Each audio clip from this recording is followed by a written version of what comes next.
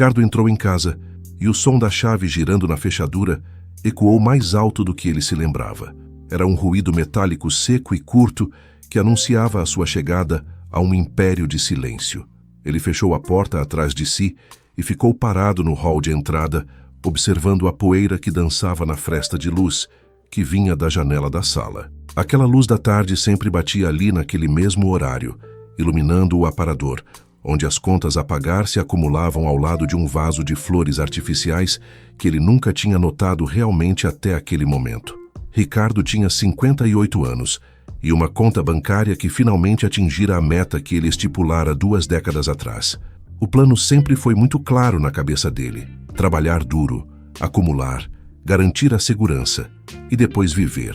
A palavra depois era o mantra que regia cada respiração de Ricardo. O depois era o lugar onde a felicidade morava. O depois era o destino final de uma viagem que ele passou a vida inteira pagando, mas que nunca embarcou. Ele tirou os sapatos não porque queria relaxar, mas porque o barulho dos seus passos no piso de madeira parecia uma ofensa àquela quietude absoluta. A casa estava impecável, tudo no lugar. Os móveis que eles escolheram juntos há 10 anos ainda pareciam novos porque quase nunca foram usados. O sofá da sala de estar tinha o estofado firme, protegido do desgaste pela ausência de pessoas sentadas ali, conversando sobre amenidades ou assistindo a um filme numa tarde de domingo. Ricardo caminhou até a cozinha. A geladeira zumbia. Era o único som constante na casa agora. Ele abriu a porta do eletrodoméstico e a luz fria iluminou prateleiras organizadas com potes herméticos e garrafas de água. Não havia sobras de um jantar de ontem. Não havia o bolo pela metade que ela costumava fazer nas quintas-feiras. Havia apenas a funcionalidade fria de uma nutrição necessária para manter um corpo vivo. Ricardo pegou uma garrafa de água e sentou-se à mesa da copa. A cadeira rangeu levemente. Ele olhou para o lugar à sua frente. A cadeira vazia. O forro de mesa sem dobras. Ele se lembrou de quantas vezes se sentou ali com o celular na mão, respondendo e-mails urgentes, enquanto ela tentava contar como tinha sido o dia dela.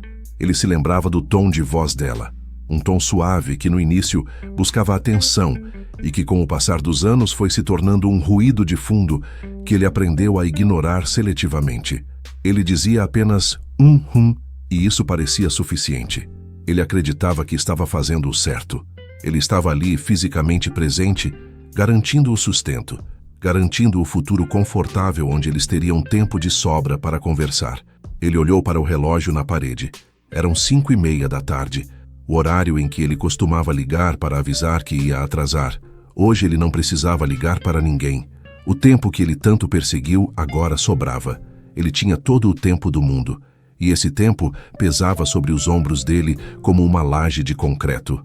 Ricardo se levantou e foi até a sala. Na estante havia uma coleção de livros de viagens, guias da Itália, roteiros pela França, dicas de praias no Nordeste. Eram livros comprados ao longo de 15 anos, presentes que ele dava a ela em datas comemorativas, acompanhados da promessa invariável de que logo eles iriam, assim que o projeto acabasse, assim que a promoção saísse, assim que a empresa se estabilizasse. Ele passou o dedo pela lombada dos livros. Estavam intactos. Alguns ainda tinham o preço na contracapa. Ele puxou um guia da Toscana. Dentro dele caiu um papel dobrado. Era um roteiro manuscrito que ela tinha feito. Letra cursiva redonda, caprichada. Dia 1 chegar em Florença. Dia 2 visitar vinícola. Ela tinha planejado cada detalhe. Ricardo sentiu um aperto no peito que não era físico. Era a compressão da realidade. Ele se lembrava vagamente de quando ela mostrou aquilo para ele. Ele devia estar cansado naquele dia. Provavelmente disse algo como: muito legal, querida. Vamos ver isso com calma no fim do ano. Quantos fins de ano passaram? 5, 10, 15. O papel tremia na mão dele. Ele não conseguia ler o resto. A visão ficou turva não por lágrimas, mas por uma vertigem súbita causada pela compreensão do abismo que existia entre o que ele prometeu e o que ele entregou. Ele guardou o papel dentro do livro e colocou o livro de volta na estante. Fechou o espaço vazio, como se pudesse fechar a lacuna na sua própria história. A casa parecia maior agora. Os tetos pareciam mais altos, os corredores mais longos. Era uma casa projetada para uma família em movimento, para netos correndo para jantares com amigos. Mas agora era apenas um mausoléu de intenções não realizadas. Ricardo subiu as escadas devagar. O corrimão estava frio. Ele entrou no quarto principal. A cama estava feita com aquele rigor militar que a diarista mantinha. 2 travesseiros de cada lado. A colcha esticada sem uma única ruga. O lado dela da cama ainda tinha o abajur que ela gostava de usar para ler até tarde esperando ele chegar. Ele se sentou na beirada da cama do lado dele. O colchão cedeu com o peso. Ele olhou para o criado mudo dela. Havia uma caixa de lenços de papel e um porta-retrato. Na foto, eles estavam jovens, sorrindo. Provavelmente em alguma festa de fim de ano da firma. Ele parecia confiante olhando para a câmera. Ela olhava para ele. Ele nunca tinha reparado nisso antes. Na foto, ela não olhava para a lente. Ela olhava para ele com uma mistura de admiração e esperança. Uma esperança que ele, com sua eficiência metódica e sua ambição cega, foi desmantelando dia após dia, ano após ano, até não restar nada além da resignação. Ricardo se deitou na cama vestido mesmo. Ele olhou para o teto branco. O silêncio da casa era interrompido apenas pelo som distante de um carro passando na rua. A vida lá fora continuava. As pessoas iam e vinham, compravam pão, buscavam filhos na escola, discutiam no trânsito, planejavam o fim de semana. Ricardo não tinha planos para o fim de semana. Pela primeira vez em 30 anos, a agenda dele estava em branco, totalmente em branco. E o branco da agenda era tão aterrorizante quanto o branco do teto. Ele fechou os olhos e tentou dormir para fugir daquela consciência, mas o sono não veio. O que veio foi a memória implacável, que não respeita o nosso desejo de esquecer. A memória da última conversa real que tiveram. Não foi uma briga, não houve gritos, foi apenas uma constatação tranquila durante um café da manhã apressado há uns 2 anos. Ela disse: Ricardo, eu me sinto sozinha mesmo quando você está aqui. E ele respondeu com a lógica irrefutável de quem paga as contas dizendo: mas eu estou fazendo tudo isso por nós, falta pouco para a gente aproveitar. Ela sorriu um sorriso triste aquele dia. Um sorriso de quem ouve uma mentira gentil e decide não contestar. E agora, deitado naquela cama grande demais, ele percebia que aquele sorriso foi o começo da despedida. A mente de Ricardo viajou para os dias em que a rotina era o escudo perfeito contra a intimidade. Ele se lembrava da sensação de importância que o trabalho lhe dava. O celular vibrando no bolso era uma injeção de dopamina. Significava que ele era necessário, que o mundo não girava sem a sua intervenção. Ele saía de casa antes das 7 da manhã, deixando ela ainda adormecida ou recém-acordada, tomando café na cozinha. O beijo de despedida era automático, um protocolo a ser cumprido antes de entrar no carro e enfrentar o trânsito. Durante o dia, as mensagens dela chegavam. Perguntas simples. O que você quer jantar? Chegou uma correspondência para você. Vi uma camisa que ficaria linda em você. Ele respondia com monossílabos ou emojis rápidos entre uma reunião e outra. Ele achava que aquilo era comunicação. Ele achava que manter a engrenagem girando era a maior prova de amor que podia dar. Ele pagava o plano de saúde mais caro. Ele trocava o carro dela a cada 3 anos. Ele financiou a reforma da casa de praia que eles visitaram talvez 5 vezes em uma década. Ricardo acreditava na matemática da vida. Esforço mais tempo é igual a recompensa. Mas ele esqueceu que a variável tempo não é uma constante garantida. Ele tratava o tempo como um recurso infinito, um banco onde ele podia fazer saques ilimitados no futuro. Ele se lembrou de um aniversário de casamento, o 25º, bodas de prata, uma data importante. Ela queria fazer uma viagem curta, apenas um fim de semana em uma pousada na serra. Ele concordou a princípio, mas na semana da viagem surgiu uma crise na empresa. Uma fusão importante, advogados, auditorias, o pânico corporativo de sempre. Ele cancelou a viagem na quinta-feira à noite. Disse a ela que remarcariam para o mês seguinte. Ela não brigou. Ela apenas assentiu e foi para o quarto desarrumar a mala que já estava pronta sobre a cama. Ricardo ficou na sala aliviado por ter resolvido o conflito de agenda e orgulhoso de sua responsabilidade profissional. Ele comprou uma joia cara para compensar, um colar de ouro branco. Ela usou o colar no jantar que eles tiveram em um restaurante lotado na sexta-feira, onde ele passou metade do tempo reclamando da incompetência dos auditores. Ela tocou o pingente frio no pescoço e disse que era lindo, mas os olhos dela não brilhavam como o ouro. Ricardo, na sua cegueira funcional, achou que tinha resolvido o problema. Ele não percebeu que a viagem não era sobre o lugar, era sobre a conexão, era sobre sair do papel de provedor e entrar no papel de parceiro. A joia era um objeto, o tempo juntos era a vida. Ele trocou a vida pelo objeto e achou que saiu ganhando. A retrospectiva continuava martelando a cabeça dele, enquanto a luz da tarde diminuía no quarto, transformando o branco das paredes em um cinza melancólico. Ele se lembrou das noites em que chegava tarde e a encontrava dormindo no sofá com a televisão ligada. Ele a acordava suavemente e dizia para ela ir para a cama. Ela acordava desorientada, perguntava que horas eram, e ele dizia que teve que ficar até mais tarde para fechar um relatório. Ela se levantava arrastando os pés e subia as escadas. Ele ficava na cozinha comendo algo frio direto da geladeira, sentindo-se um mártir do bem-estar familiar. Ele não via a solidão dela, ele via apenas o cansaço dele. Ele achava que o silêncio dela era compreensão. Agora ele sabia que o silêncio dela era o som de algo se quebrando muito devagar. Era o som da esperança se esvaindo. Era o som de quem ama em silêncio e percebe que o amor sozinho não sustenta uma relação feita de ausências. Ricardo se virou na cama e olhou para o armário. As roupas dela não estavam mais lá. Ele tinha doado tudo um mês depois da partida definitiva dela. Foi um ato prático sugerido por uma prima distante que veio ajudar. Não faz sentido guardar Ricardo, só vai te fazer sofrer. Ele concordou. Esvaziaram o armário em uma tarde de sábado. Vestidos, casacos, sapatos. Tudo colocado em sacos pretos grandes. Enquanto ele via as roupas sendo levadas, ele sentiu uma pontada de pânico, mas engoliu em seco. Ele precisava ser forte. Ele precisava continuar sendo prático. Mas agora, olhando para as portas fechadas do armário, ele daria tudo o que tinha acumulado no banco para ver um único vestido dela pendurado ali, para sentir o cheiro do perfume dela impregnado no tecido. O cheiro que ele parou de notar quando ela estava viva, porque estava ocupado demais, sentindo o cheiro do ar condicionado do escritório e do café requentado das salas de reunião.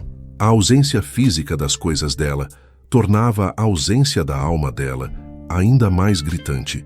Era como se ele tivesse apagado os vestígios da existência dela, na tentativa de organizar a dor, mas a dor não era algo que se pudesse organizar em prateleiras ou doar em sacos plásticos. A dor era o ar que ocupava o quarto agora. Ricardo se sentou na cama novamente. Ele sentiu uma necessidade súbita de ouvir a voz dela. Ele pegou o celular e procurou nas mensagens de áudio antigas. Encontrou uma de 6 meses antes do evento que interrompeu tudo. Ele apertou o play. A voz dela saiu pequena pelo alto-falante do aparelho. Oi, querido, só para saber se você vem jantar hoje, fiz aquela sopa que você gosta. Se for atrasar, me avisa, beijo. Uma mensagem banal, cotidiana. Mas ouvir aquela voz agora causou um terremoto interno em Ricardo. A doçura na voz dela mesmo, depois de tantos jantares perdidos. A preocupação genuína. E o que doeu mais foi lembrar que ele provavelmente ouviu aquilo na velocidade 2Gs enquanto dirigia e nem respondeu. Ele deixou a mensagem tocando de novo e de novo. Oi, querido. Oi, querido. Oi, querido. A cada repetição, a voz parecia mais distante, como se ela estivesse se afastando dele em um corredor longo e escuro e ele estivesse preso no chão, incapaz de correr atrás dela. Ele percebeu que ela o amou em silêncio durante anos. Ela amou o homem que ele poderia ter sido se tivesse parado de correr. Ela amou a promessa do que eles foram no início, e ele retribuiu com a ausência justificada por boletos pagos. Ele foi um excelente provedor financeiro e um devedor emocional insolvente. E agora a dívida estava sendo cobrada com juros compostos de solidão e arrependimento, e não havia moeda no mundo que pudesse quitá-la. A virada aconteceu numa terça-feira comum, cinzenta e sem graça. Ricardo estava no escritório quando recebeu a ligação. Não foi um acidente dramático com sirenes e caos. Foi algo silencioso como a vida que ela levava. Um mal súbito, uma queda. O momento em que o corpo dela decidiu que já bastava. Ele correu para o lugar onde cuidam das fragilidades humanas, aquele prédio de corredores brancos e cheiro de antisséptico. Quando ele chegou, o médico o chamou para uma sala reservada. A linguagem corporal do médico dizia tudo antes mesmo das palavras saírem. Ricardo ouviu termos técnicos: falência de órgãos, complicações. O tempo parou. Naquele instante, todo o cronograma mental de Ricardo desmoronou. O projeto de aposentadoria à casa de praia, as viagens para a Europa, tudo se dissolveu como fumaça. Ele foi levado para vê-la. Ela parecia pequena na cama, cheia de tubos e monitores. O rosto estava pálido, mas sereno. Ela estava dormindo ou inconsciente, ele não sabia dizer. Ele segurou a mão dela. Estava fria. Ricardo apertou aquela mão buscando uma reação, um aperto de volta que dissesse: "Estou aqui, vamos para casa." Mas não houve resposta. Foi ali naquele quarto estéril, sob a luz impiedosa das lâmpadas fluorescentes, que a ficha caiu com o peso de uma bigorna. Não haveria depois. O depois tinha sido cancelado. Ele olhou para o rosto da mulher com quem dividiu 30 anos de vida e percebeu que não sabia qual era a música favorita dela atualmente. Não sabia qual era o livro que ela estava lendo. Não sabia quais eram os medos dela nas madrugadas insones. Ele sabia o CPF dela, a senha do banco, a data de nascimento. Mas ele não a conhecia mais. Ele conhecia a função dela na vida dele, mas não a essência dela. E agora a essência estava partindo. Ela abriu os olhos por um breve momento. O olhar estava enevoado distante. Ela olhou para ele e tentou sorrir. Foi um esboço fraco, mas estava lá. Ela sussurrou algo. Ele teve que se inclinar muito perto para ouvir. Ela disse: "Não se preocupe com o jantar." Foi a última coisa que ela disse. Uma frase doméstica. Uma preocupação com o bem-estar dele até no limiar do fim. Aquela frase atravessou Ricardo como uma lança. Ela não cobrou as viagens não feitas. Ela não cobrou a solidão. Ela se preocupou se ele iria comer. O monitor cardíaco começou a emitir um som contínuo e agudo. Enfermeiros entraram. Ele foi gentilmente retirado do quarto. O corredor parecia se fechar sobre ele.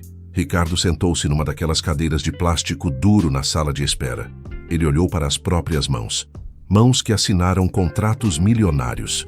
Mãos que construíram um patrimônio invejável. Mãos que agora estavam vazias e inúteis.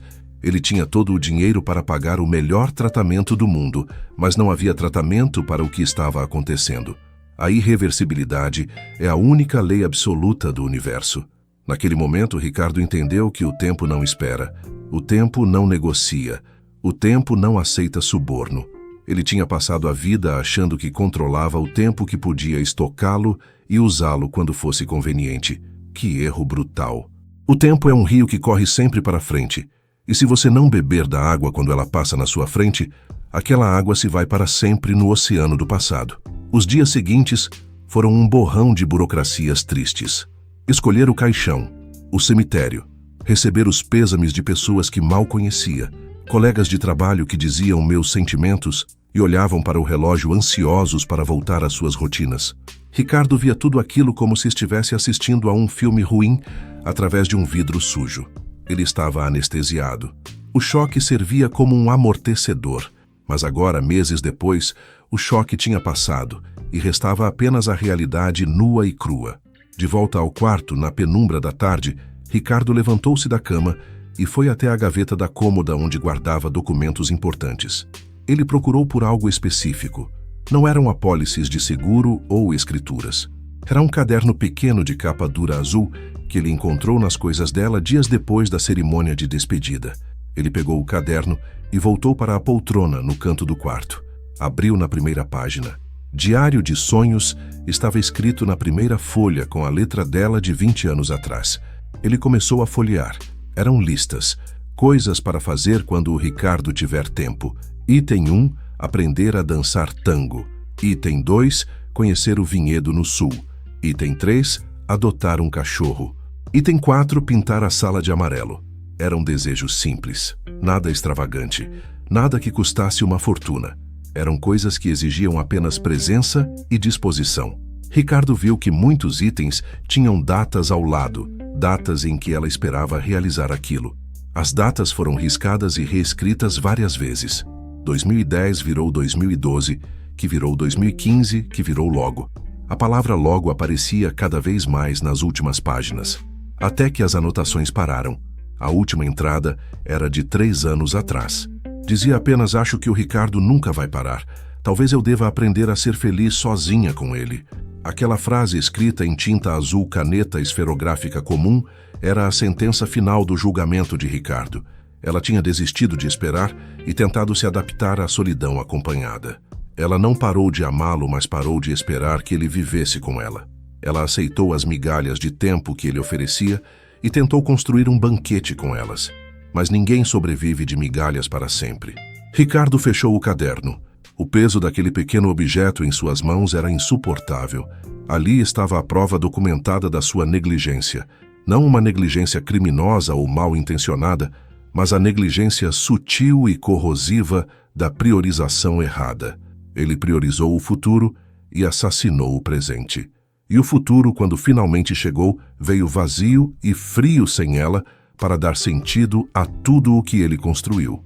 A noite caiu completamente sobre a casa, transformando os móveis de design em silhuetas escuras e ameaçadoras. Ricardo não acendeu as luzes.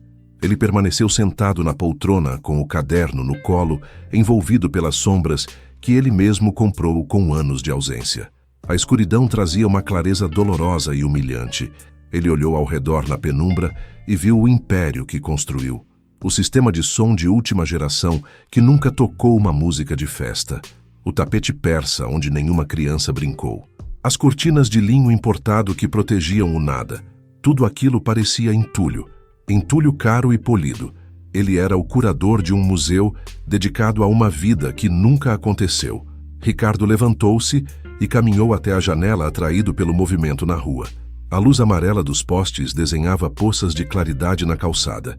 Ele viu um casal jovem caminhando do outro lado. Eles andavam de mãos dadas, devagar, arrastando os passos, como se o relógio não existisse. Eles pararam debaixo de uma árvore e se beijaram. Ricardo observou a cena através do vidro frio e sentiu uma inveja que não tinha nada de nobre. Não era uma inveja bonita. Era a inveja crua e corrosiva de quem vê um milionário queimando dinheiro sem pensar enquanto conta moedas para sobreviver. Só que a moeda ali era o tempo, e Ricardo estava falido. Ele não sentiu vontade de abrir a janela para gritar um conselho sábio. Ele não quis ser o velho que ensina o caminho. Ele sabia que não tinha autoridade para ensinar nada. Um homem que faliu na única empresa que importava não tem o direito de dar consultoria sobre sucesso. Aquele silêncio dele diante da janela não era serenidade, era a aceitação da própria irrelevância. Ele olhou para aqueles 2 jovens desperdiçando minutos preciosos na esquina e sentiu raiva. Raiva deles por terem o que ele perdeu. Raiva de si mesmo por ter achado que podia negociar com a morte. Ele era um mendigo vivendo num palácio de vidro. A lição que ele aprendeu era inútil, porque não podia ser aplicada retroativamente e não servia para mais ninguém. A dor dele era um produto exclusivo e intransferível. Ricardo afastou-se da janela, deixando o casal lá fora com sua riqueza temporal. Ele voltou para a cozinha e acendeu a luz.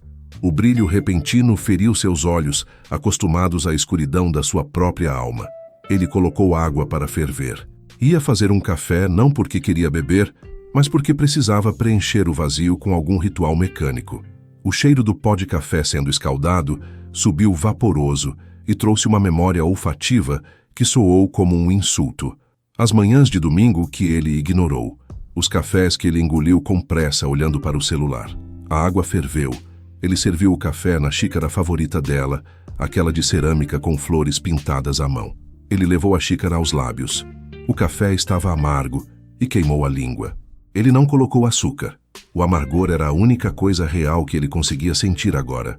Ele pensou no vídeo que você assistiu antes deste aquele, sobre o momento em que a ficha caiu. A história de Ricardo não é uma lição de moral, é o relatório final de uma gestão desastrosa. É o que acontece quando o sucesso financeiro serve apenas para financiar um funeral de luxo para os seus afetos. E se você continuar acompanhando, vai ver que no próximo vídeo falaremos sobre o peso das palavras que nunca foram ditas, aquelas que ficam presas na garganta como pedras e que afundam a gente no mar do esquecimento. Ricardo colocou a xícara na pia. O som da cerâmica batendo no metal foi seco e definitivo. Ele apagou a luz da cozinha e a casa voltou a ser o que sempre foi nos últimos anos, um lugar bonito e morto.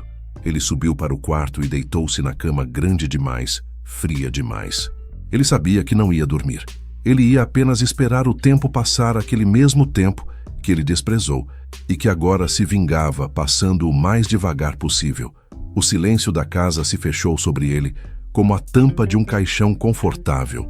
E nessa quietude, Ricardo finalmente entendeu que não era um sobrevivente. Ele era apenas o que sobrou.